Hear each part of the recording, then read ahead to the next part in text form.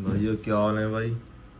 Morning का time है भाई, नाश्ता करने जा रहे हैं। दिखाते हैं आपको क्या है नाश्ते में। सबसे पहले भाई चाय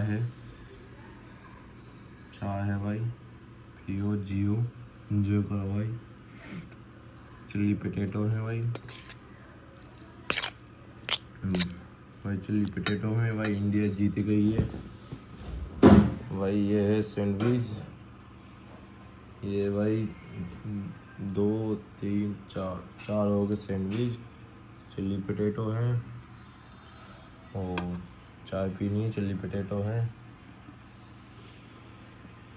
तो आप भी खाओ, एंजॉय करो भाई। सुबह शाम भाई सुबह का नाश्ता है, एंजॉय करो भाई। चिल्ली पोटैटो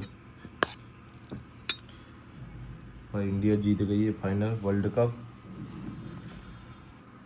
आप भी जीतो वर्ल्ड कप, नाम कमाओ, एंजॉय करो भाई।